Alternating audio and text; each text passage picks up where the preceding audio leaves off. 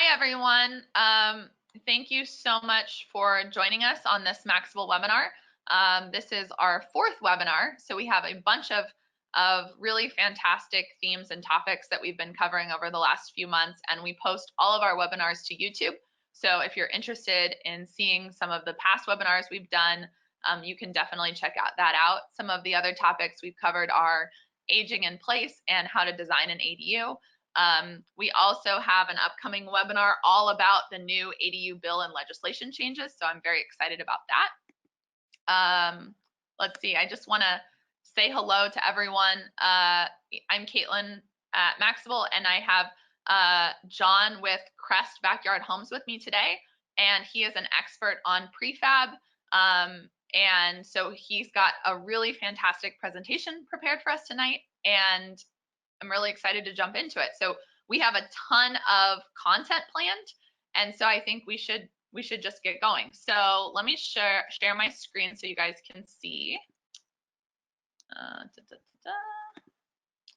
right, here we go. So for those of you who don't know us, we're Maxable Space.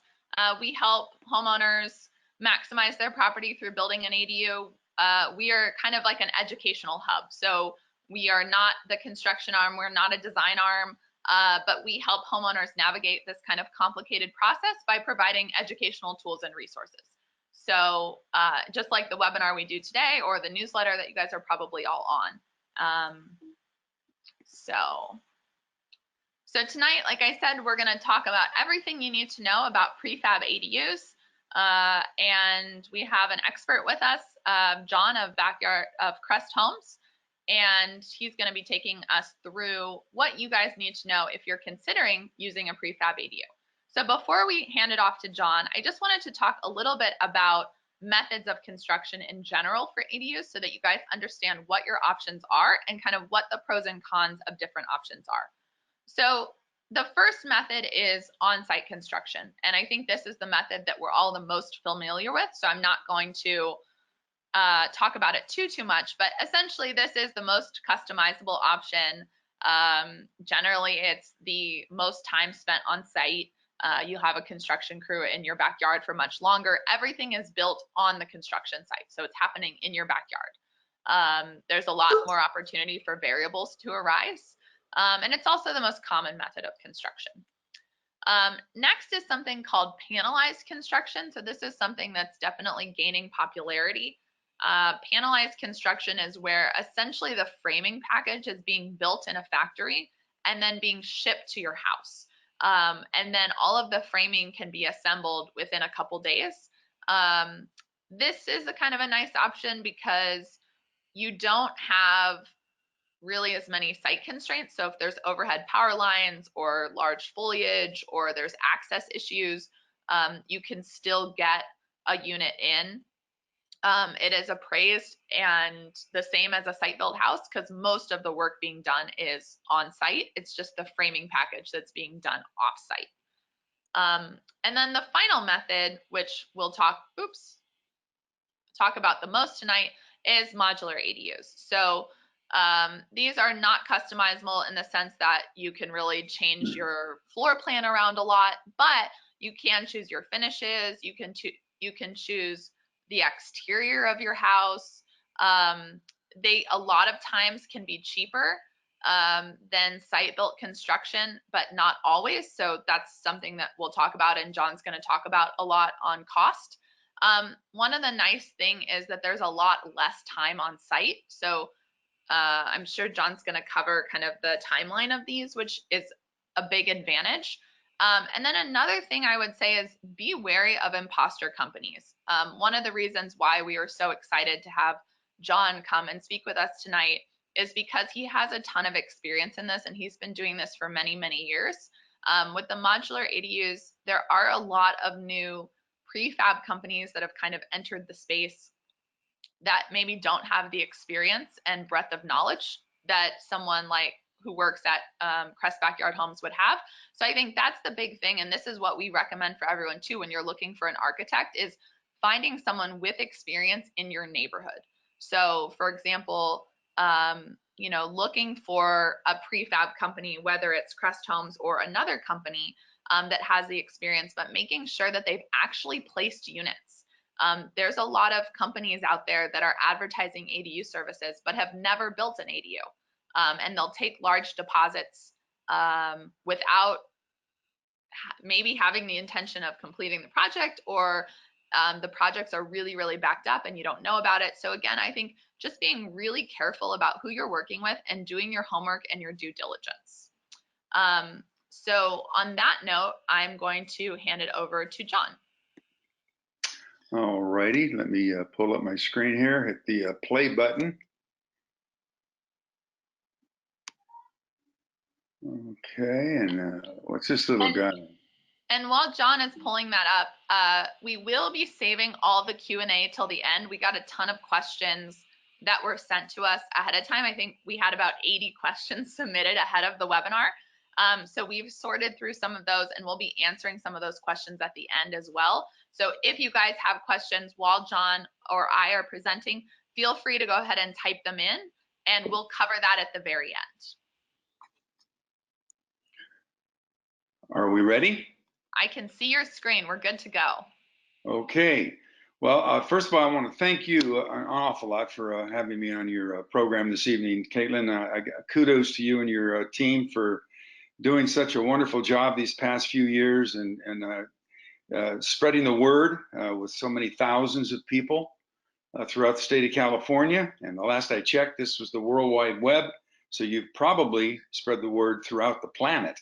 And you know, it's funny, we do occasionally get inquiries from other countries, but it doesn't happen that often. Well, you are a California-based company, but I've got to tell you, I've had inquiries from folks that have seen you and called me from other states. So you do have some spread, some bandwidth out there. But anyway, got a lot to cover tonight. I own Crest Backyard Homes, but I also have 5 companies rolled into one, 3 of which are owned by 3 of my 5 kids. And the other 2 of my 5 kids work for Crest Backyard Homes, or on the level in some capacity or another. And basically, we'll start out with Crest Backyard Homes because we're a dealer. We basically buy from Silvercrest, who we've been a dealer for about 23 years. And then we do the workup with the homeowner, sit down, spec out the home. That's our company in a nutshell. Now we'll begin. We'll take it to the next. Whoop, wait a minute. What's going on here? And I just want to jump in for a minute here and say that even though Crest Backyard Homes is a San Diego-based company, that we have other prefab companies that we can connect you to. So for all of you Bay Area and LA people that are on the webinar as well, and I know there are a lot of you, the content that John is going to cover is going to be general enough that it's going to be pertinent to other locations as well. So when we get into the specifics of, you know, how units are shipped and what the timeline and process is, this kind of information will be useful for anyone. Okay, this is what you're looking at right now is the Silvercrest Factory. It's a 15-acre facility, 5 acres. That big building you see is a 5-acre manufacturing facility. Silvercrest has been designing and building manufactured modular multi-story building products for over 50 years. This is the oldest off-site manufacturing home factory in California. So they've got quite a track record in the industry. They're owned by Champion Homes out of Northern California. So for you folks that are out of this San Diego area, they're the mother company. They're on the New York Stock Exchange. They've been in business for decades, and they're one of the best in the business. There's another picture. Basically, most of the home, I'd say 90% of all these structures are built in this plant, under the roof, in a controlled environment. A lot of the finish work is done outside. I'll take you back to the last slide and show you this area down below. You see all those little tiny boxes. Those are all completed units. They've gone through the inside of that indoor building there, and they come out and they sit in that yard for a while to become acclimated to the outside environment. And a lot of the finish work and details are done at that point, like the roofing material is put on, They're caulked, they're sealed, they're weatherized, they're prepared for shipment and basically to the location, the final destination. Basically, this is the frame. This is important. A lot of people don't have any idea what a manufactured home looks like underneath. This is not a modular home. I know Caitlin referred to modulars a couple of times. There's a huge difference. I won't go into too much detail. It'll take too much time. But this is manufactured. This is a HUD manufactured home. It's built on what they call a mainframe chassis, and it's comprised of I-beam steel welded. It's also coated with a rust-proof undercoating that'll probably outlast the home itself. And then it's basically attached to what they call the flooring system, which you can see down below. I wish my little arrow was working. I could illustrate this a lot easier. But that the lighter material you see there is the wood that's attached to the actual frame itself. And yes, that is a trailer frame, but no, the manufactured home is not a trailer. It hasn't been a trailer since 1980. It changed its status quite a while back. This is what it looks like when it's turned over. When you get to this point, your rim joists and your floor joists are all 2x6 Douglas fir, just like they build with regular flooring systems on site-built homes. Insulation is put down inside that. And what you see on top there are the water lines, the HVAC, the electric, and the sewer installation. It's all installed. And then it's completed with R22 underfloor insulation, or no, I beg your pardon, R11. That's an error that you see up there on the computer. Anyway, what you see in this little black shiny filament is what they call vapor barrier or rodent barrier or varmint barrier. I've heard it called a lot, but the formal name is a vapor barrier, and that's designed to keep any moisture or vapor from coming from underneath the home up into the structure. And it also has a funny little taste to it, so rodents don't really care for it that much. Okay, when the home is framed, it'll look like that, which starts to look like a site-built home. After that, at this point, the interior walls and partitions, cabinets are installed, electrical and plumbing fixtures, sinks, tubs, showers, countertops, wall coverings get installed, doors and windows get installed, siding, trim, caulking, and ceiling will be completed. A lot of it on the outside of the building, allowing it to acclimate itself a little bit to the outdoor environment, because it is in a controlled environment inside. All the wood is kiln dried wood. You're not going to get any wet wood or green wood or twisted or cracked or warped wood. It's all kiln dried and very straight. So the quality control is second to none. And as a general and a manufactured home contractor, I've done both. I have no preference. It's up to the customer. If the customer wants to go manufactured, I'm their man. If they want to go site built, I turn them over to my son. They can go site built. So the finishing touches like the siding, the window and door trim, the fascia, the painting, the finishing, and so forth, done primarily on the outside. This is the little guy after it's gone through the assembly line before it goes out that big back door in the back there to the left. And it's first come, first serve. Just because you're a little does not mean that you don't get preference. You're put into the line when the order comes in. And it doesn't matter how big the home is next to you, you're right up front where you need to be if that's where the order went in. So you don't need to worry about that. But the roofing material gets installed outside. Any custom paint and finish work will be completed. Caulking, sealing, weatherproofing is all inspected and tested. And the home will be road protected and prepared for shipment. This is a little snippet. A lot of folks wonder what the homes sit on. They're not manufactured homes, unlike modular homes, do not have to go on a poured in place or a stem wall foundation. In fact, they go into this little, what you see there is a 5-yard, 10-yard dump truck, and it's dropping off about 5 yards of what they call class 2 road base. And what that is basically is an aggregate of asphalt and concrete. And if you can envision a big, huge blender and a big chunks of asphalt and concrete that are left over from other projects or demolished from other projects are put into this big vat and ground down into this Class 2 base. And this gentleman on the Mini X knows what he's doing. He goes through very, very careful distribution and spreading of that. Then he compacts it. You can see him rolling it over and over and over again. And he'll do that until he gets it at 95% compaction. That's what the code requires. It has to be 95%, and they have instruments that can test it. When the inspectors come out, they're going to use that instrument in various places, and they're going to make sure that it meets those requirements. There he's brooming it off a little bit just to kind of smooth up some of the rougher edges. And there he's watering it down. In this process, he goes through several times in order, again, and he goes over it and over it and over it to get it down to that 95% compaction. And that basically is the pad for the home. And then now you're ready to put the home in. This is a crane installation. We may come back to this if we have time, but if you can't roll it in by truck, then you have to crane it in. And that's a whole new science. It's expensive.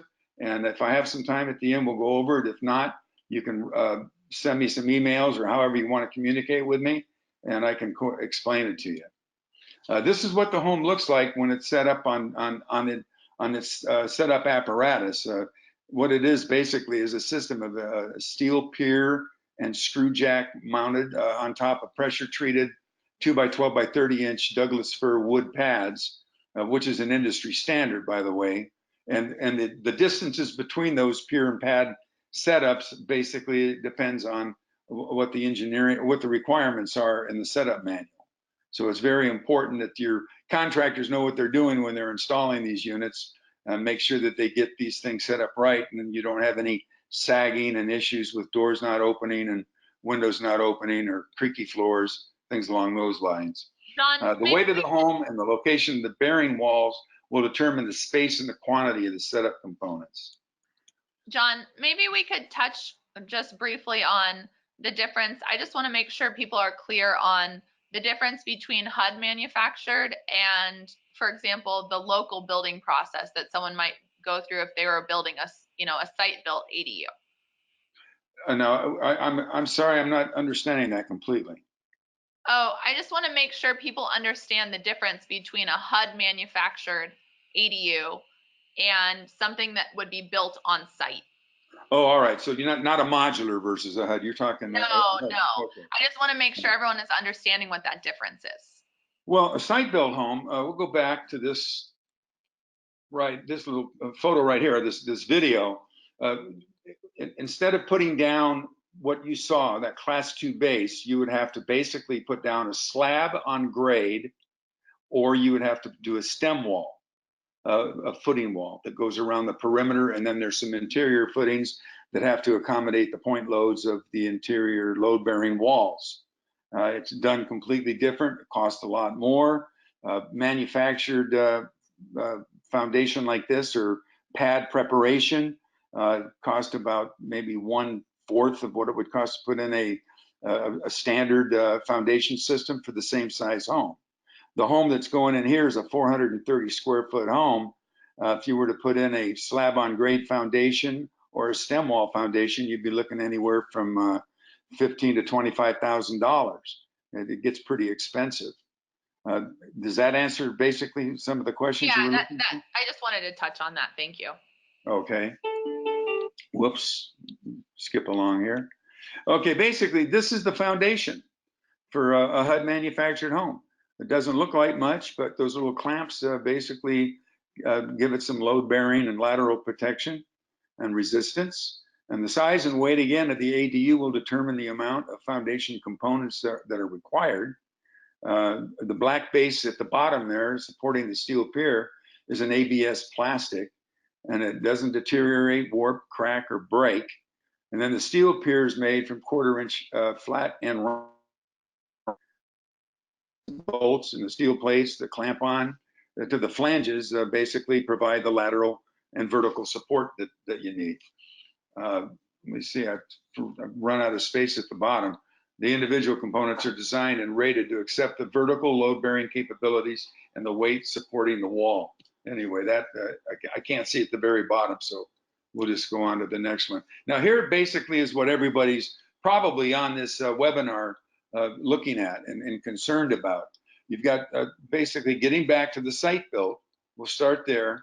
You've got about, we're taking a 500 square foot, 1 bedroom, 1 bath, base price, about $150,000 to $175,000, or about $300,000 to $350,000, $300 to $350 a square foot is the norm. So the average, you'd think in a perfect world, would be right around 187.5 to about 218,750. And I'm gonna caveat this. These are Southern California prices. So if you're in LA, Orange County, San Diego, these are averages that you would see. If you guys are watching from Bay Area, the cost of construction is much higher. And so the principles that John is showing you will still be true. They'll still be kind of an offset in cost, but they won't be these numbers. No, and they're not these numbers here either. Unfortunately, I didn't pull up the right one. I had two of them. I had one that was for PowerPoint and one was for Keynote. And the one for PowerPoint was the one that I'm supposed to be showing right now, but it turns out that it's actually the Keynote presentation, which doesn't have all the information, but I'll get into that a little bit later. I'm going to switch over here to the offsite Crest Backyard Home, taking a 500 square foot, 1 bed, 1 bath. The base price of the home itself is between $60,000 and $65,000. The transportation is about $2,500, depending on the location. Can vary from Corona, depending on where it's going. In San Diego, it can vary a few $100s either way. Site preparation is going to run about $35,000 average, because you're still looking at a lot of the same variables that you'd be looking at if you were doing site-built construction from that point on.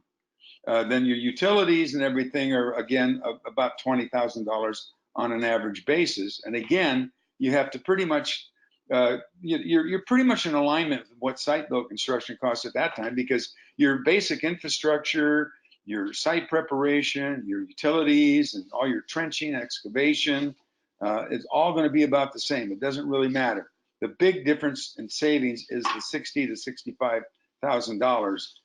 That's where you're going to get a significant savings, because it's factory labor versus field labor, which is always a lot more expensive. For those of you, as you guys are exploring options too, and you're looking at cost, a lot of things that I've seen out there is that companies may advertise, oh, get an ADU for $60,000. And what they're actually talking about is that base price. And they're not including transportation fees. They're not including site grading work that needs to happen. They're not including permits and all of these other pieces that add to the cost. And so I think it's, I'm really glad John is sharing the breakdown with everyone, because I think that's one thing that I would like homeowners to be aware of and kind of be on the lookout for, is that, there can be somewhat predatory practices in the advertisement of these prefab units. So it's just important to understand that if you see something that says, hey, get an ADU for $60,000, there should be a little red flag kind of going up in your mind, because there's a lot of other costs that are associated with these projects.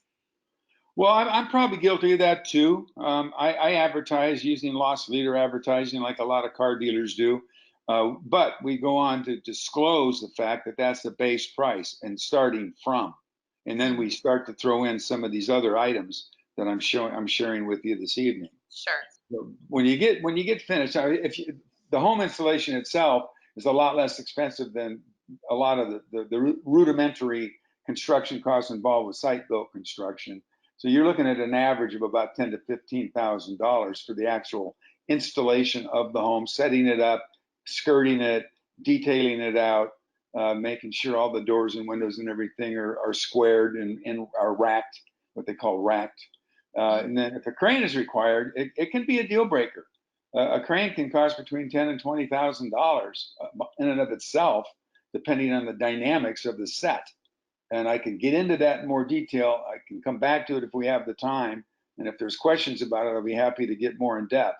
But just for the sake of time, I'd like to keep moving along with the overall price comparisons. So you've got an average total of between $127,500 and $137,500 for a basic 500 square foot ADU complete. Or if you have to use a crane, you add an extra $10,000 to $20,000 on top of that, so it could take that price up to 137 to 150. But now we go down. Most contractors use an economy of scale as a set point for estimating site work, like grading and excavation, foundation requirements, utilities, permitting, etc. Therefore, a base price for the installation of underground and overhead utility connections will usually cost about the same, regardless of the square footage for structures 800 square feet and under. I hope everybody understands that. I know it's very confusing to a lot of people, but the economies of scale are important to understand. You have to do some of the same rudimentary procedures, regardless of whether it's a 500 or a 5,000 square foot structure. You're still going through some of the basic moves that you regardless of the size of the home. Okay, some additional costs to consider, and Caitlin, this may address some of of what you said earlier. You've got things like uncontrolled variables and some controlled variables, starting with the survey. And I recommend that anybody that's going to do this that hasn't had a survey done on their property, if you purchased a property that was, let's say, previously owned home, you're going to want to get a survey unless you've got a copy of a recent survey. You never trust your neighbor's fence line. You never trust your neighbor's shrub line. So surveys are very important. I wouldn't do any kind of structural improvements on a piece of property unless I had a survey in hand. Then you're going to have some soils, some civil, some structural engineering involved. And then you have some unanticipated site work. You have permitting issues, like you got to go through fire and flood. Then you have utility upgrades, and then you're getting into your hardscape and your landscape and your driveway, patio, awning, garage, et cetera, et cetera. It goes on. And one big deal breaker can be, or at least a deal stumper, can be a septic system. A lot of folks that are on septic need to talk to their septic company before they do anything. It's critically important that you do that. You cannot build a structure over a septic tank. And sometimes it becomes almost imperative. You either have to take the tank out and replace it with a bigger one, depending on how many bedrooms you have, and you have to expand the leach field, or sometimes you may be required to put in a dedicated septic system or some other type of waste device. Then you also have interior costs for interior and exterior upgrades, like custom items, countertops, floor coverings, wall coverings, cabinets, appliances, plumbing fixtures, light fixtures, door and window options, etc. So the sky's the limit. I mean, you can end up spending up to $300,000 on a 500 square foot ADU, you know, basically depending on your appetite and your budget, and also sometimes on the requirements that the local jurisdictions may impose on design style, architectural motif, things along those lines.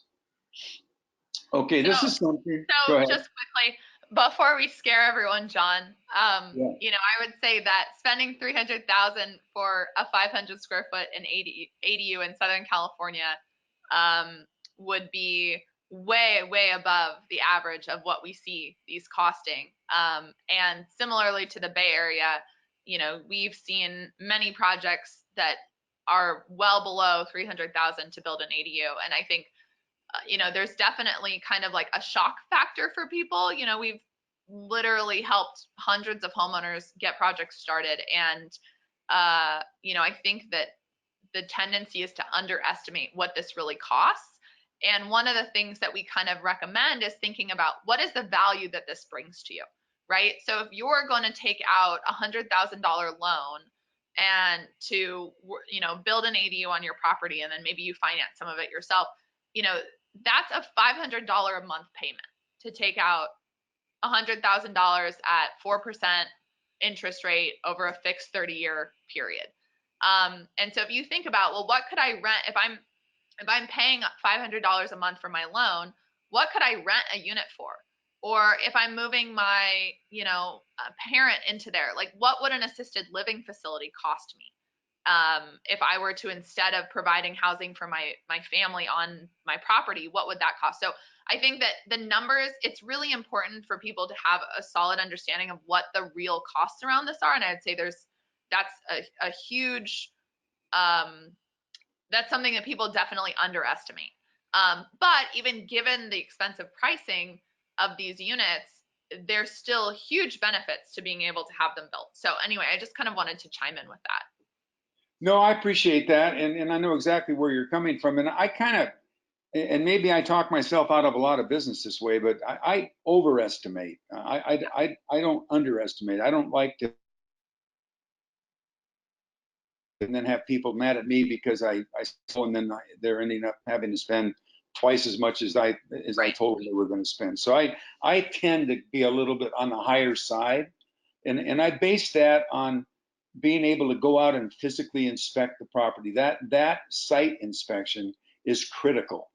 If you don't do that, you're fooling yourself, and you're not doing a good service to your client.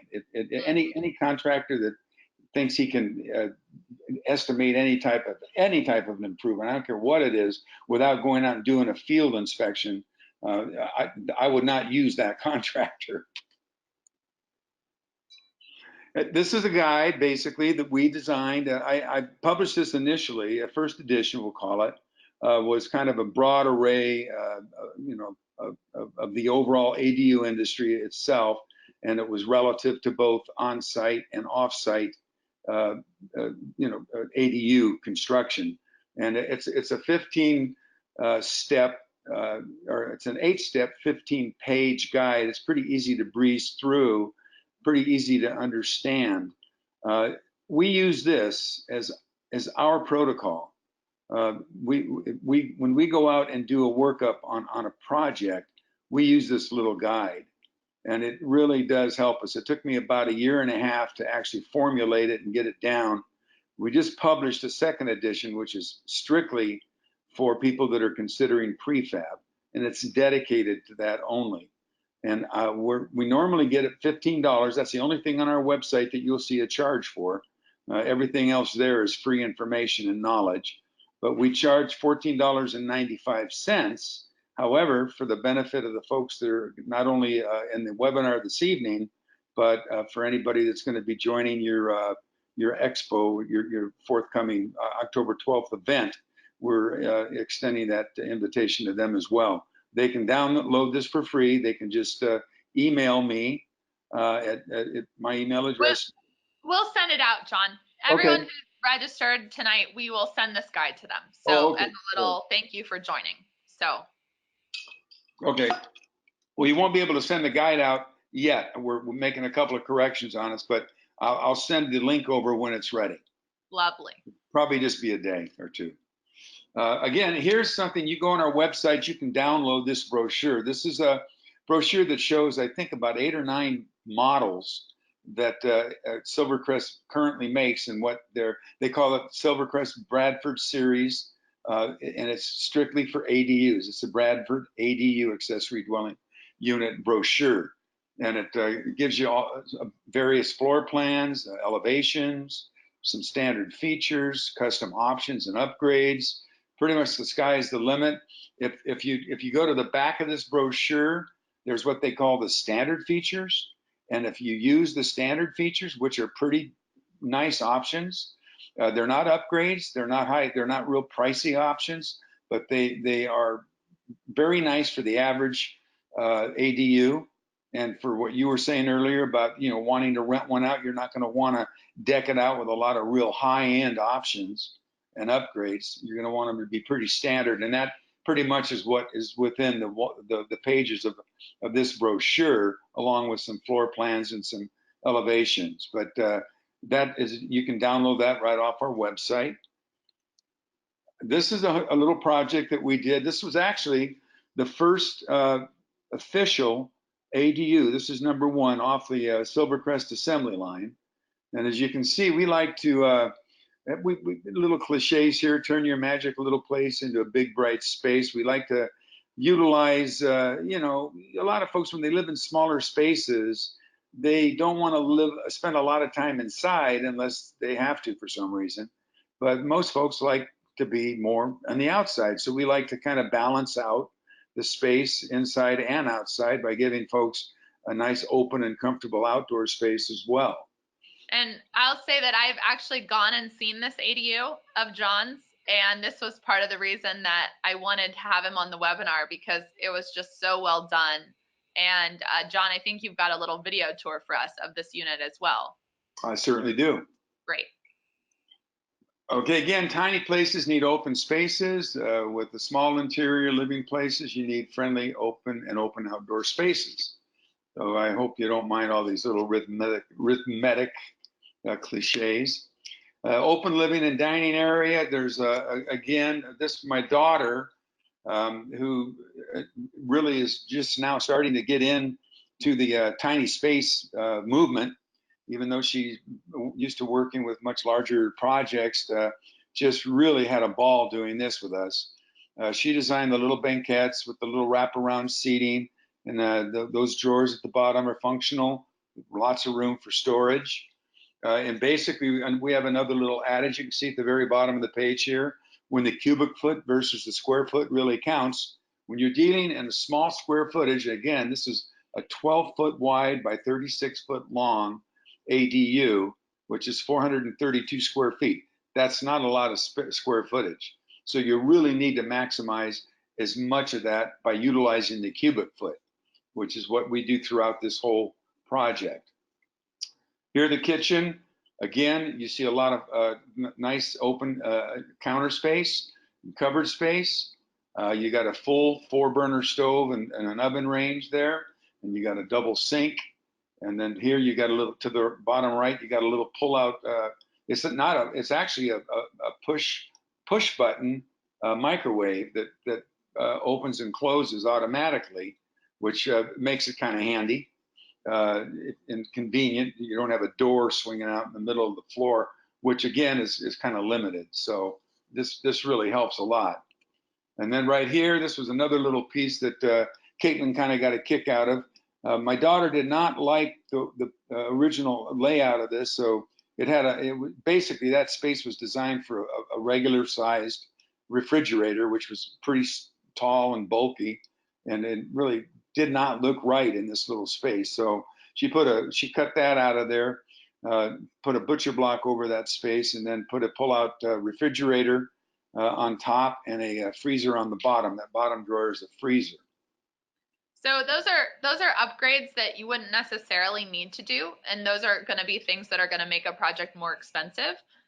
But there are certainly nice little touches. I mean, these small space living is so popular right now, and we're seeing a lot more products on the market that are, you know, smaller than standard size ovens and ranges, smaller than standard size refrigerators, or doing like a dish drawer, for example, instead of a full dishwasher. So there's lots of little ways in which you can customize your units, whether you're doing site-built construction or prefab construction. And so I think the takeaway I want people to get from looking at this unit of John's here is that, you know, I think a lot of people kind of have this idea that these prefab units kind of they don't look that great, or they aren't as high a quality. You can totally customize how the inside of these looks, and I think this unit is a perfect testament to that. And that was part of what got me so excited and wanting to show this off to everyone, is that, you know, this interior can look however you guys want to look, however you want it to look. It can look that way. You want to put in high-end appliances like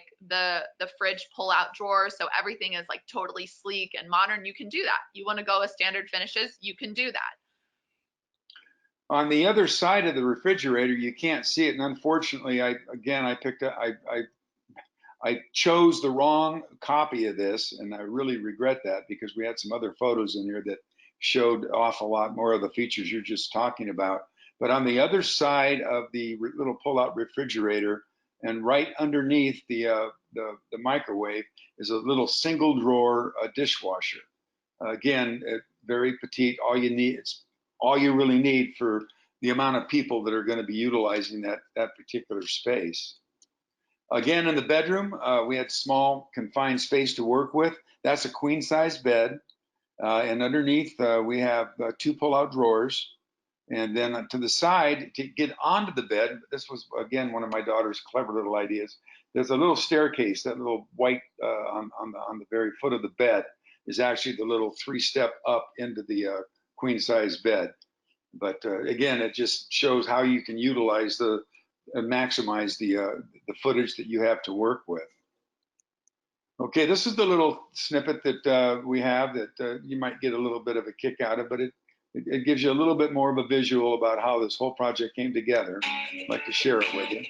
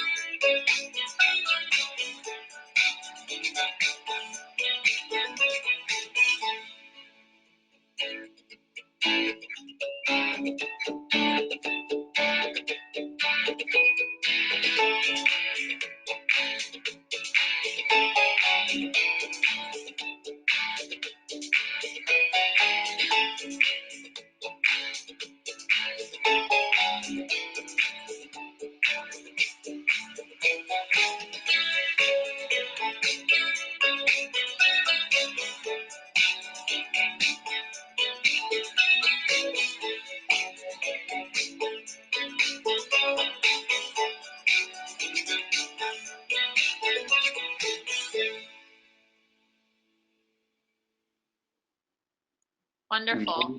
There you have it, folks. I'm Thank open. you, John, so much for sharing that with us. Yeah, now one thing, go ahead. Oh, no, you go ahead. Well, I just want to reiterate that I don't want folks to push any panic buttons about some of the numbers I threw out there. I know they sound high. In many cases, they're going to be high. There's so many uncontrolled and unknown variables about building a granny flat or backyard home on your property. You're not starting with a fresh, clean palette. You're actually trying to take a structure and put it into an established grid, and then pull from that all the little widgets and futsy-wutsies that need to be connected to it. And sometimes that can be a task. We run into scenarios where you get into old clay sewer pipes or old cast iron steel pipes that are broken and chipped away, and you didn't know that until you dug that trench. And then all of a sudden you're going down to the local jurisdiction where you pulled your permit, and you're showing them what happened, and they're saying, oh geez, that's too bad, you're going to have to take that pipe all the way to the middle of the street and replace it. And they're, oh, I mean, these things can happen. That's a reality, and that's what folks have to understand when they're getting into this type of a situation. Right. So yeah, I think having having some wiggle room for things like that. So if your max budget is $165,000, then you shouldn't be picking a unit that's going to max you out at 165. You should be looking at a total project cost of 145, so that you have 20,000 of wiggle room this way or that way. So yeah, I think that's a great lesson, and that's not just for prefab. That would be for traditional site built as well. You can run into unexpected things like that, but hopefully Absolutely. working with professionals helps minimize some of those surprises. So Sadie, if you can, I'm going to share just a few more slides, and then we're going to jump into Q&A. So I know you guys have a lot of questions, and we want to get as many answered as possible. So, all right. Okay, so for those of you who are interested in a granny flat, but you aren't sure where to start, Maxable can certainly help you. We have connections to people like John and other prefab manufacturers across the state. So again, if prefab is something you're really interested in, reach out to us. There's a few things coming up that I wanted to highlight. One is that we have our Granny Flat 101 event happening in Southern California in October. It'll be October 12th. John will be there, so you can talk to him in person and ask him all your prefab questions. I will be giving presentations. We'll have experts from city planning department there. There will be architects, contractors, lenders, all in one place, so you can walk around and ask people questions. And we'll also be discussing all the new bills and what their implications for you will be. So if you guys are aware, maybe you aren't, there have been some major legislation changes in the last 2 weeks that are going to impact every ADU that's being built in the state. And a lot of it is really good. So things like owner occupancy, development and impact fees, minimum maximum build sizes, new setback requirements. There's a lot of cool stuff going on. So that's one of the things I'm really excited about this event, is breaking all of that down for you guys so that you really understand how this impacts you, and also making sure that if there's pushback within your local jurisdiction, that you know where you stand on some of these bills. So, this event, you can buy tickets through Eventbrite. And also the whole Maxable team will be there. So if you guys want to ask us questions about projects or bring your ideas, we're happy to discuss that. So it's a really, really great event. We had a little over 200 people attend last year. It looks like we'll sell out this year as well at about 300 people. So I would not wait too long to get tickets for that. Another service that we offer, and again, this is something that we do in the Bay Area as well as San Diego, and we'll be launching this in LA in mid-October, is we do in-person site consultations. So we can research your property for you, come out to your house, sit down with you one-on-one, go through everything that you would need to know. We kind of have a packet of materials we give you that has deeper dives on different topics that we know are really important. And then we check in periodically and see how your project's going. We cover tons of topics, and we can kind of tailor the content to whatever you're most concerned about, but we'll research your address. We'll bring information on regulation and permit questions relative to your property. We can give you realistic cost estimates. So one of the things we do at Maxable is we try to collect as much data as possible on projects. So we have close to 50 active ADU projects happening right now. And so we have a lot of data that we've collected, not just from projects where we've helped clients, but also just other projects where we're interviewing homeowners and finding out things that, where did things go wrong for them? What were pitfalls that we can help you avoid? Things like maximizing tax deductions, risk mitigation. If you want to do this and be a landlord and generate cash flow, we can make referrals, do things like how to maximize ROI, and yeah, just any kind of number of topics. So anyway, if you're interested in booking a site consultation, you can certainly reach out to us, contact@maxablespace.com, or you can just go onto our website and book the consultation yourself. So without further ado, I want to turn it over to Q&A, because I know you guys have a lot of questions and I want to get as many of them answered as possible. So Sadie, who's on the line with us as well, she's one of our Maxable staff, has kind of sorted through some of the questions, and she's going to help moderate a bit. And then if you guys have additional questions, which looks like I don't see any showing up currently. I had someone ask a really good question about durability. So John, could you tell us a little bit about how the durability compares between prefabs and also on-site ADUs? That is a great question, and all I can say is that's the reason we really emphasize taking the factory tour. It is so important to be able to go through the factory and see one stage after another, the way they build them. There's no difference in the way a home is built on site. The only difference is a good difference, and that is the quality of the materials being used. As I mentioned earlier, it's all kiln dried lumber. It's straight. It's not wet, green, crooked, warped, broken. There's not a lot of waste. Overall, those homes are going to last you as long as a regular site-built home will last you. There's no difference in durability today. In 1976, they went from being a pre-HUD home to a HUD home. When they went to a HUD home, everything changed. They had to be built like a site-built homes. And in 1980, they were officially changed from mobile homes to manufactured homes. So they've been manufactured homes ever since. You can get 2x6 exterior walls, just like you can on a regular house. You get the same kind of insulation material. You can get the same kind of building products. You can make them basically, let's just say, for instance, you're in an architectural zone that requires stucco, siding, and a tile roof. These can come stucco and tile ready right from the factory. They reinforce the roof a little bit to, like they would on a site-built home. A site-built home with a tile roof has to be engineered. If it's not going to be a comp shingle roof, then it's going to be an upgraded, heavier roof. It's got to be engineered. Likewise, they do the same thing with a manufactured home in a manufactured home facility. They don't ship them with the stucco or the tile on it. That's one thing that has to be done on site for obvious reasons. Number one, the weight. Number two, and most importantly, the fact that you would have a mess on your hands if you tried to stucco in a plant and transport 65, 70 miles an hour down the freeway for any length of or any distance. It'd be a mess. Yeah, I had someone explain to me, they said, think about this, Caitlin. The quality of these homes has to be at an extremely high caliber because shipping them down the freeway is akin to, like a 7-point earthquake. And so things have to be really well reinforced.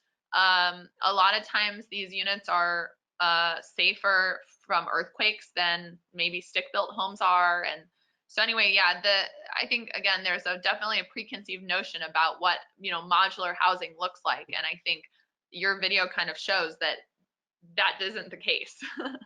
Well, we can basically comply with just about any architectural motif that's out there. It doesn't matter. You can do projections, you can do little turrets, you can do curvilinear design, you can do just about anything with a manufactured home that you can a site-built home. Sure, it's going to be a little bit pricier, but again, you get what you pay for. Mm-hmm. So, John, you mentioned the term HUD a few times, and I had a few questions of people asking what that stands for and what that means exactly. Housing and Urban Development. HUD is basically the Department of Housing and Urban Development, and they regulate housing nationwide, and they have industry standards that you have to comply to. And the HUD standard basically is tantamount to the Uniform Building Code and the International Building Code, ICBL. So basically, a HUD manufactured home is built to the same standards that a site-built home is built to. It has to be. And they have inspectors in the plant that inspect every phase of the project as it's going through the assembly. And sometimes they're inspected a lot more intense than a site-built home. I mean, the site-built home, the inspector only comes out and sees the work after it's been done. The inspector inside a plant is actually watching the work being done, and if something's not being done right, he stops it and corrects it right on the spot. Hope that helps. Perfect. We had a lot of questions about shipping containers. I was wondering if you could explain, or how does that play into the prefab ADU world? Oh boy, that's a tall order. The jury's still out on that. I know a lot of people are doing it. I've seen a lot of beautiful container work over the years. I mean, there's some really nice stuff out there. I've never gotten involved with it personally. I know my daughter has been asked by several of her clients if she would consider doing some of that, and she's entertaining it. But right now, it's still kind of nebulous. It's in kind of a funny little zone, just like the tiny home. Tiny homes are peculiar because well, first of all, tiny homes aren't even built in any kind of a controlled environment at all. They're built generally in people's backyards. So they're not ANSI compliant. They're not Recreation Vehicle Industry Association compliant. They're just there, and who knows how they were built. So they're having a tough time making their way into the scene, if you will.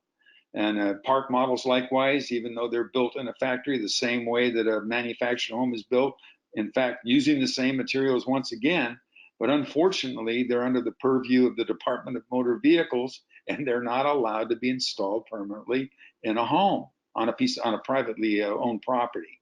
Yeah. So I wish they were, because personally, I like them. I can sell them. Silvercrest makes them, and I'm a dealer. I can sell those as readily as I can sell manufactured homes. And I wish they would do something about it. In fact, Los Angeles, you'll find out, I think, Caitlin, they're making some exceptions. Yeah, they are doing some interesting things in LA where they're exploring the possibility of legalizing tiny homes, which is kind of this pipe dream that's been sold to people by HGTV that's, you know, not really feasible right now, but that could change in the future. But I think shipping containers kind of fall into that same thing. You know, we see pictures online that look really sleek and awesome, but the reality is it's a little trickier than what you see online. And you can also have some real difficulties financing them.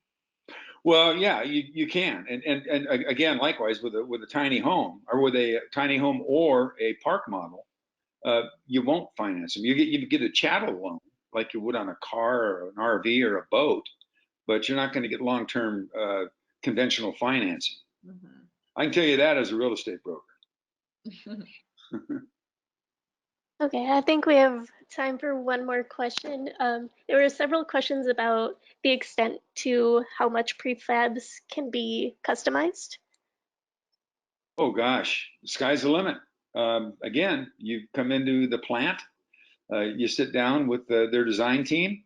If you stray away from the brochure, in other words, they have pre-designed, prescribed floor plans, and as long as you stay within those parameters and you don't move walls around or move doors around or make a window into a sliding glass door, then they have to go back to engineering. They have to have that all calculated out. And so there's costs there, and they're not huge costs, but they are costs. They can run $1,000, $2,000 a crack. So all of a sudden you're really adding up. But to answer the question, there's nothing that you can't do with manufactured or modular housing that they do with site-built housing. It's as open-ended as conventional construction, traditional construction. Yeah, and I think if you're looking to do prefab for the time savings and the cost savings, sticking to the available floor plans that they have is very wise, but then being able to customize all of your interior finishes or your exterior finishes, you know, customizing your outdoor space, doing whatever hardscaping or landscaping you want. I think it's best to think about it in those terms. Well, you're right, and that's a good point. I have often ordered homes without any countertops, floor coverings, wall coverings, window coverings, or any appliances. You've got to have plumbing fixtures. You've got to have toilets and sinks and tubs. The home has to be habitable when it hits the site. When it's installed, you've got to be able to move in and sleep in it. But you don't need to have carpeting on the floor or coverings on the windows or countertops and things like that. Those things you can do yourself. And we have done a lot of projects like that where the customer, the homeowner, cannot find in the volumes of catalogs that we have in the factories the kinds of finishes they want. So they still want to go to those design centers and pick out their own finishes. Yeah, right. Okay, Sadie, do you want to do one final question and then we'll wrap it up? I just want to be respectful of everyone's time. Sure, we had one question just come in. What is your experience with people who choose prefab ADUs versus traditionally constructed homes when it comes to value when selling the home down the road? Well, if they're set up on a permanent foundation, the way the code requires, that makes them a candidate for conventional financing. I'm going to be openly honest with you about that whole thing. There's still a little bit of a nebulous zone on that issue as well. They're still trying to wrap their arms around it. But traditionally speaking, for years, conventional financing, if it's on a permanent foundation, a certified permanent foundation for a manufactured home, like the pictures I showed you this evening, they're a candidate for conventional long-term financing. And I can tell you that as a real estate broker because we deal with those types of projects almost every single day. Yeah. I think you have to think about what your goals are in terms of your ADU. You know, if time is a factor, if cost is a factor, if resale value is a factor. You know, if your biggest goal is to increase the value of your property so you can sell the property in 3 years, you know, maybe doing a prefab or modular manufactured housing doesn't make the most sense. Maybe you want to do something site built. But if you're like, hey, I want to maximize my rental opportunity, I want to get some, you know, time is money, I want to get something in, my timeline is short, you know, I've found designs that I really like, that I can kind of customize the interiors. I think that prefab, those manufactured homes, can be a really fantastic solution. And I think, and John, maybe you can chime in on this, I think that we'll start to see building trends move more and more towards housing being manufactured in factories, because it's just makes a lot more economic sense. Off-site construction is the wave of the future. It just makes so much more sense. I just had a very good friend of mine who's in the car wash business. He just had a complete car wash built in a factory in Los Angeles and delivered to Hammett and installed. Complete car wash. So off-site construction is up and coming, but I want to address one comment you did make about comparing the financing aspects of it. Again, if you've got that home, that prefabricated manufactured home on the proper foundation, technically, you're supposed to be able to get the same value added per square foot as you would on the site-built home. Now, not all the lenders are complying with that. Not all appraisers are in tune with that. So you got to pick your poison. You got to hopefully get an appraiser that understands that whole science. You've got to get a lender who buys into it. Little by little, there's more and more lenders coming into the scene. We deal with them every day. Wells Fargo is a big one. We've been dealing with them for years. They look at a manufactured home on a foundation system the same way that they would look at a site-built home, and they lend on it accordingly. Great, wonderful. Well, John, thank you so much for joining us this evening. And again, everyone who attended, thank you guys for taking time out of your evenings to join us. A recording of this will be available on YouTube, and we'll also be sending out an email with that guide that John has put together for all of us as a little thank you for attending. So again, thank you guys so much. Thank you very much.